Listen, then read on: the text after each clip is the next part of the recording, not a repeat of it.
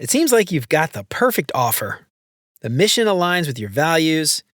The problem space sounds challenging and exciting. The money is right. There's just one catch. You'll be on your own. A lone wolf designer. No team to guide you or support you. No mentors to keep you on track. Do you take the job? Well, that all depends. So stick around and we'll figure out if a lone wolf design gig is right for you.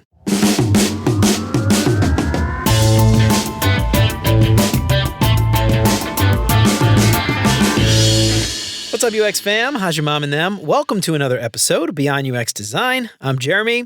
If you're new here, welcome to the show. I'm super stoked you're here. If you haven't done it already, please consider liking or subscribing or following the show wherever you get your podcasts. And if you are a regular here and you feel like you're getting something out of the show, then I would really appreciate you leaving a 5-star review. That'll help me out way more than you know. And of course, if you think this show is worth sharing, then I would love it if you told some friends. So you have this awesome offer. You're super stoked about the company and the product. The only problem? You will be the only designer among a sea of product and engineering teams. So do you take the role or do you pass? Well, it really all depends on you. This could be a fantastic opportunity for growth. It could also be a monumental disaster waiting to happen. And not just for you, but for all the users out there who are counting on you to deliver great features that solve all their problems. And when you put it that way, it does kind of give you pause. At least I hope it does. But what is a lone wolf design gig anyway? You may or may not have even heard that term before, but it's essentially a solo design job. A design role where you are it. You're the only designer. You're the design operations team. You're the strategy team. You're the research team. You're the architect, the product designer, the visual designer, the design system team, the UX QA team. You're the interaction designer. You name it, that is you. It's basically a UX unicorn's dream come true. Specialists need not apply. And it's pretty hard to generalize here because obviously every company's different. Every team is different. Every company's culture is different. So keep in mind that as we go through this, that what may or may not happen is really hard to say, and it all depends completely on who is there and what those teams expect and what the culture of the teams are. So that's it. There are a few general categories I think that we can lump sole designer, quote unquote, into. And this is really just a list that I came up with. So if you think there are more, or if you think I'm wrong about any of this, please let me know on LinkedIn. I'd love to hear what you think about it. So first, there are what I call a design founder type roles. And these are generally found at startups pretty early on. The team's usually pretty small. You may or may not be the very first designer that anyone on the team has worked with.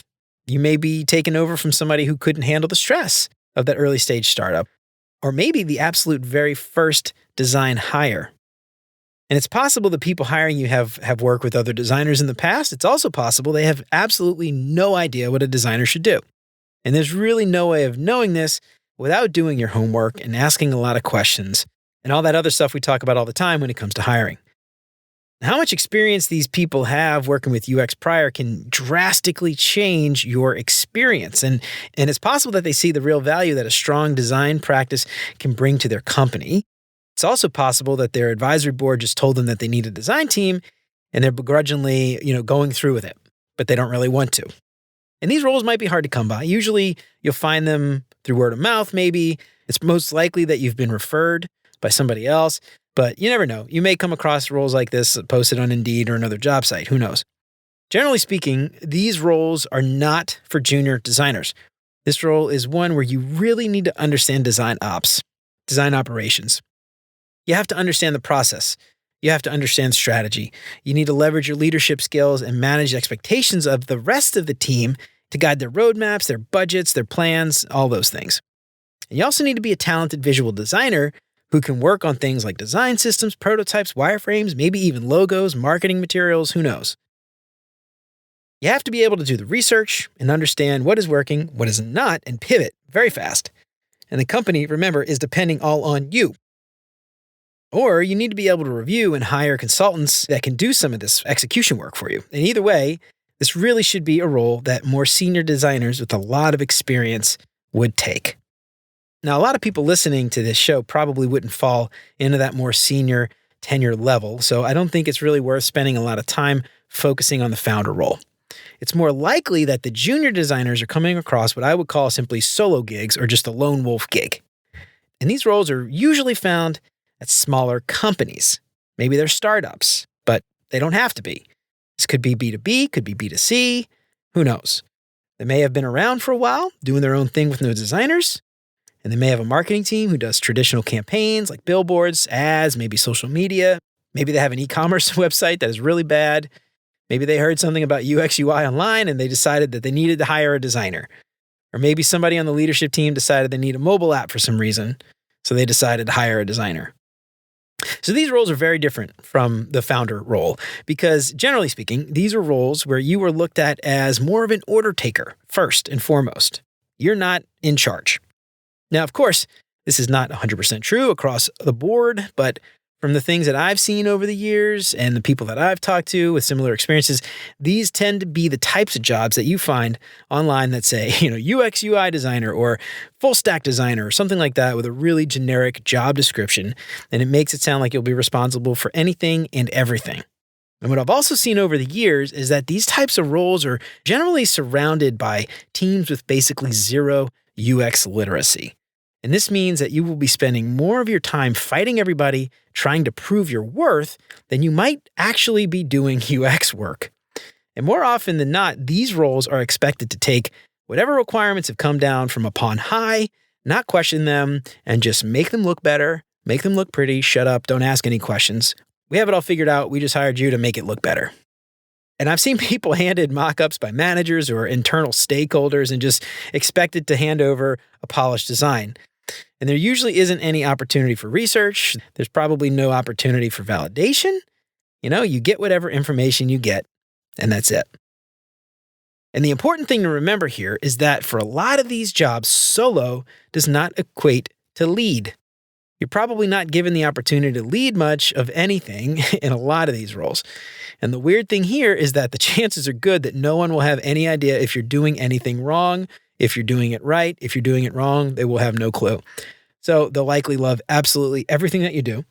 In this case, it's really important to watch out for the Dunning-Kruger effect and make sure you don't get a big head when really you don't know what you're doing. So the last type of design role is really somewhere in between the founder and the general solo role. You probably won't have the fancy title of the founder. You might have a little more say. You may have a seat at the table. You may be expected to make strategic decisions, then expected to do the other general execution things that a UX team might do.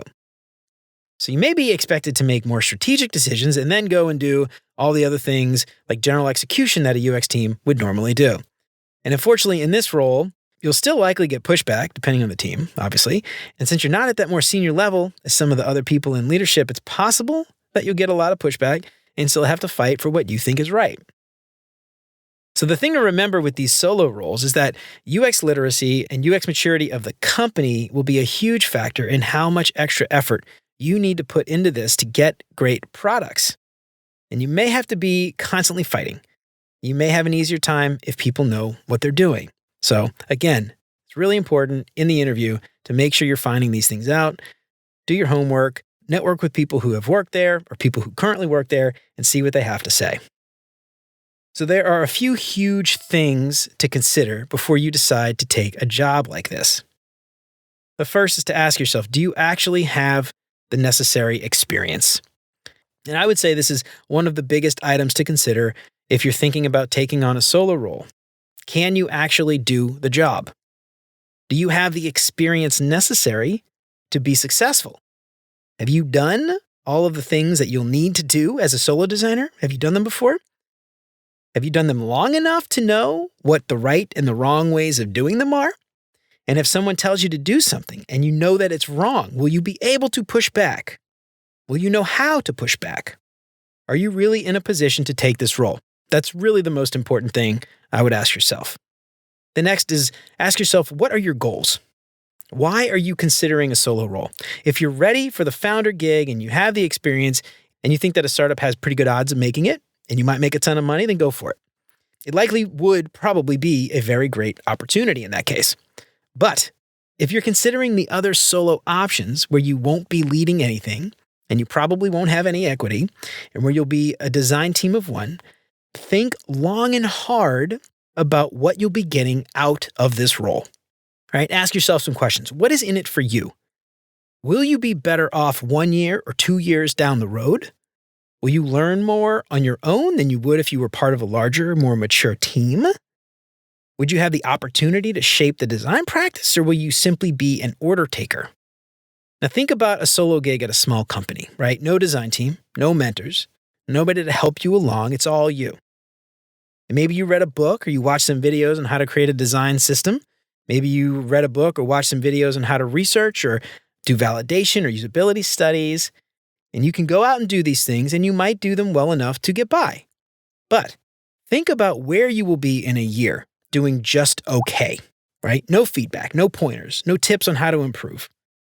Now think about where you would be in a year working with a team who can help you and make you better and show you where you need to improve and can help you get to where you need to be. So if your goal as a junior designer is to grow in your craft, think about how much you'll be growing taking a solo gig before you're ready. The next is to ask yourself, what are the company's goals? And part of your job as a job seeker is to do your homework about the company that you're applying to. You shouldn't just be applying to any job. You could be committing a good amount of your blood, your sweat, your tears to this company if they were to give you an offer. Think about, why is the company hiring a solo designer in the first place? You need to figure this out. Why do they think they only need one designer? Why don't they have a larger team? How do they expect to use you? What do they expect your role to be? What decisions do they expect you to make? What would you be responsible for? Do they want to grow the team in the long term? Are they looking for a strong person to help with hiring more designers later? Do they want somebody to focus on strategy? Do they have other people making decisions and they just want a visual designer? Do they want an order taker? Are they just looking for a pixel pusher? The answer to these questions should have some impact on your decision to take this role. Do you want to be a pixel pusher? Do you want to say in the strategy? Do you think the company's goals align with your own goals? The last thing to think about here is, can this company really support you as you're learning your craft? What a company wants to do and whether or not it can do it are two very different things. So is the company willing to send you to training or conferences?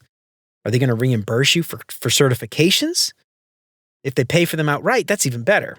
Do you think the company's business model is valid? Do you think they'll actually make it?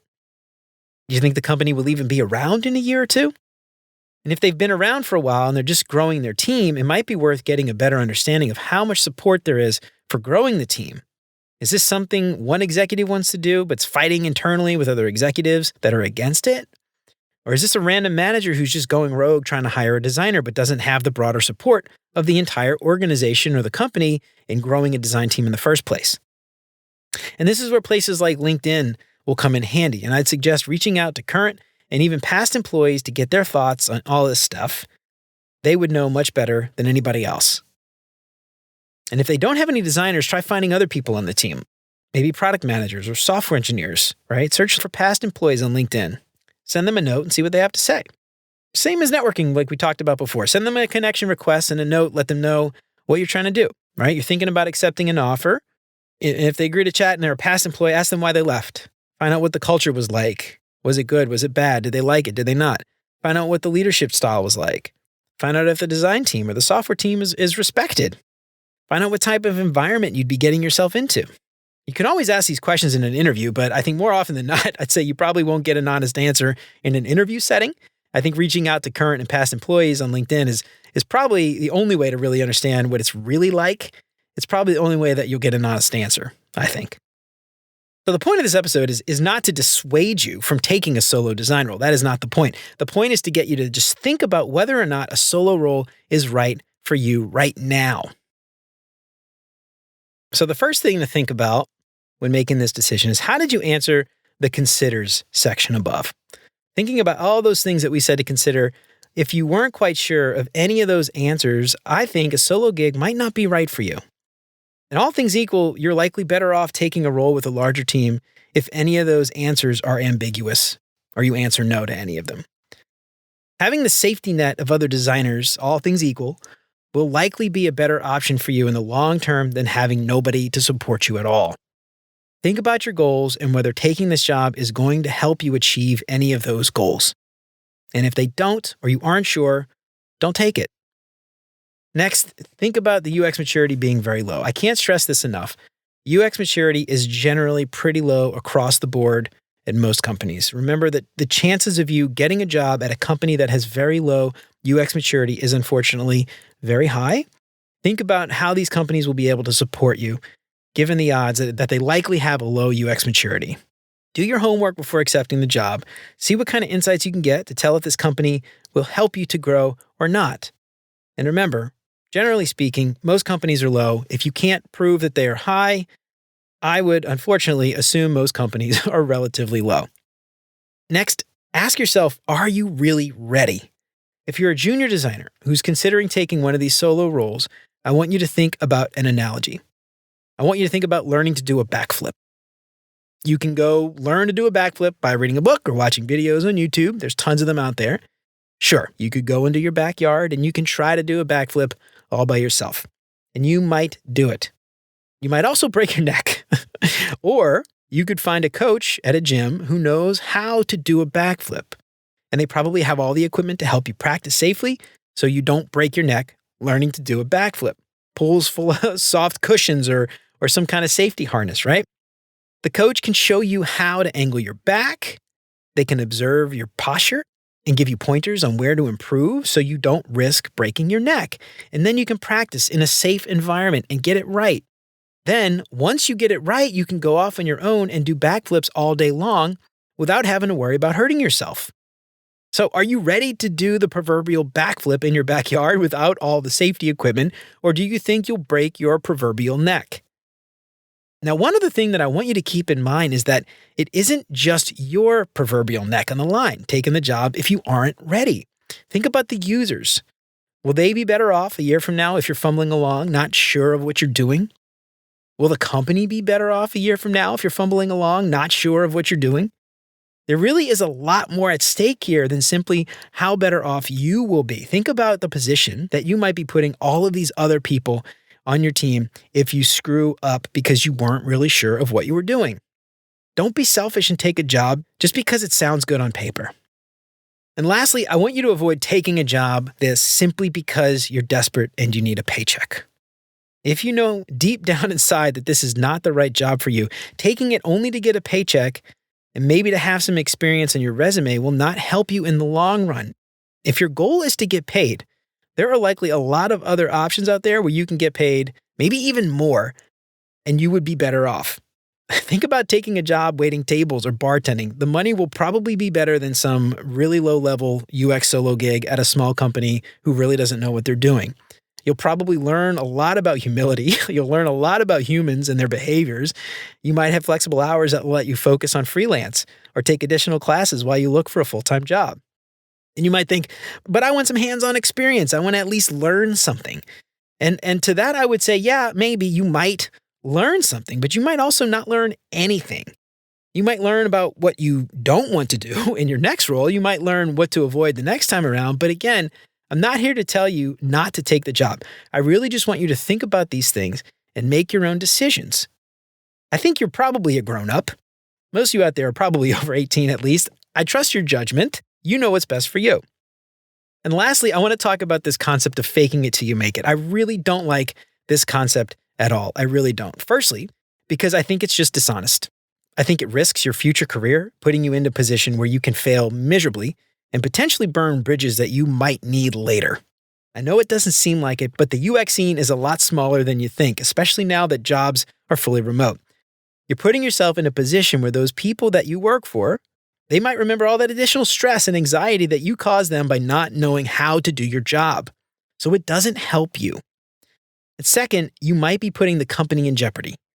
They may have hired you without realizing that you couldn't do the work. And yes, this happens quite a bit. And yes, I do put a lot of blame on the company. But that said, this is still on you for taking the job that you weren't ready for. But the company could lose quite a bit of money releasing bad software because you weren't experienced enough to catch or direct or lead or whatever the role was. So while that's not 100% on you for taking the job, I think you're putting the company at risk here too. And lastly, you're playing around with the users, and I really don't like that. I really don't. Giving them bad software because you didn't know how to do research or validate or any of the other stuff that you weren't prepared to do properly is a really dishonest thing to do. So faking it till you make it is a really dangerous proposition. And I wouldn't want to see you put yourself in that position, so please think long and hard about whether you are truly ready for a solo role. And again, think about your goals. Is faking it going to make you better off years down the road? So you might be listening to all this and thinking, yeah, that doesn't apply to me. I think I'm ready. And to that, I would say, hell yeah, way to go. I'm proud of you. But also think about some of these things before you go accepting that offer, right? Clear career goals. Having clear career goals and knowing that this opportunity aligns with those goals is maybe the biggest indicator as to whether or not this solo gig is right for you. A lot of these things that we talked about, you might say, don't take this job. But if this aligns with your goals and you are ready to assume some of those risks, then go for it.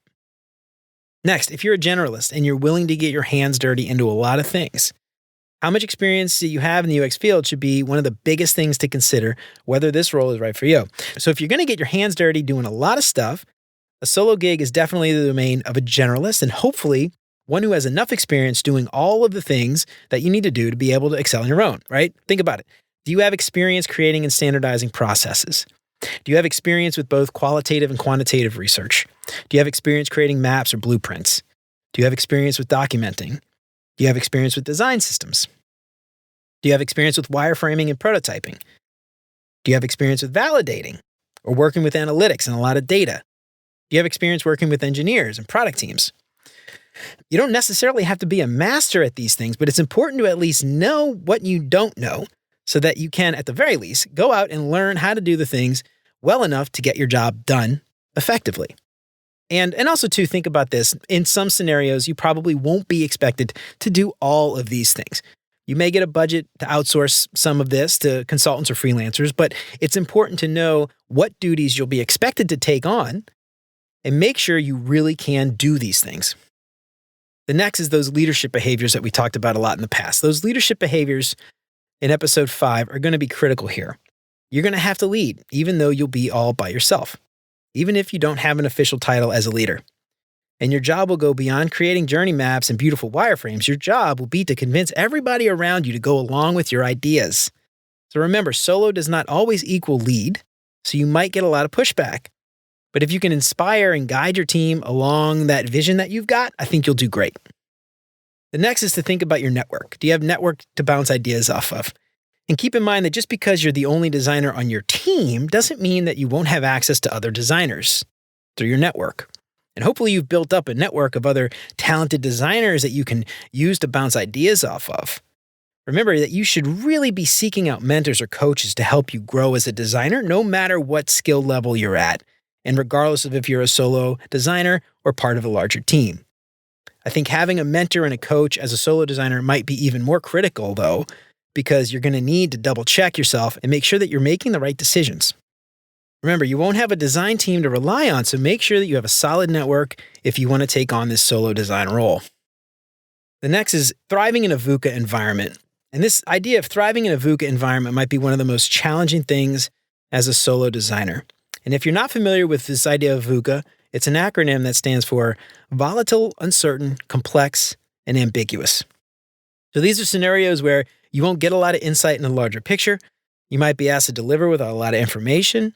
You'll be asked to deliver with a lot of challenges or roadblocks in your way. Things might change at a moment's notice, and you're expected to pivot and keep going. So having a solid coach or mentor can help you navigate all these really difficult environments. But if this type of thing doesn't scare you away, a solo gig might be right for you. And lastly, you got to find a high UX maturity company. If the company has a high UX maturity, this could be a great opportunity. And this goes back to one of the things above to consider. Can the company support you? And I think if the company has a high UX maturity, the odds that they'll be able to help you grow is very high. Now, I would say consider that if a company has only one designer, there might be a good chance the maturity is not high. Otherwise, they would probably have more than one designer. But if the team is small and the culture is right, it could be a great growth opportunity. So maybe the last designer is leaving the team. It's a really great spot for you to swoop in and take over. Who knows?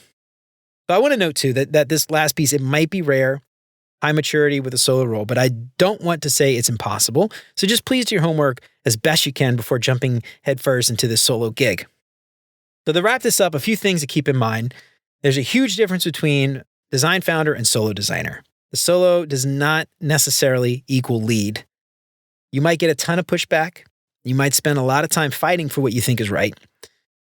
Think about some of these things before making the decision. Do you actually have the experience? What are your goals in getting this job? What are your career goals? Does this job align with those goals? What are the company's goals for this role? Do they align with yours? Can the company support you? Are they ready for a solo designer? And please don't try to fake it till you make it. You're risking your own career and you're playing around with the users if you do that. Please don't do that. Remember to take on a design role if you have enough experience and if you don't mind getting your hands dirty and a little bit of everything. And keep your network close. Find a great mentor or a coach and use them since you won't have anybody on your team at work. Well, all right, y'all, that's it for me for today. I hope to help to give you a little more insight into what a lone wolf design gig is and whether or not it's right for you. And I'm curious if anybody out there has experience as a lone wolf designer. What was your experience like? Was it good? Was it bad? Did you feel like you learned a lot? Do you feel like you would have been better off working for a larger team, or do you think it was worth the time? Or maybe it was about the same. I really want to hear from you. Let me know what you think on LinkedIn or shoot me an email at hello@beyonduxdesign.com. I'd love to hear from you. If you like what you heard today, don't forget to like or subscribe wherever you listen to podcasts. And if you feel like you're getting something out of this, I would love it if you left a 5-star review. That would help me out way more than you know. And of course, if you know someone who might find any of this stuff useful, why don't you tell a friend? Sign up for the newsletter and check out all our past episodes at beyonduxdesign.com. I hope you keep coming back for more great UX tips from Beyond UX Design. And until next time, remember, you're more than a designer because there's more to UX and design. I'll see you around. Take care, y'all.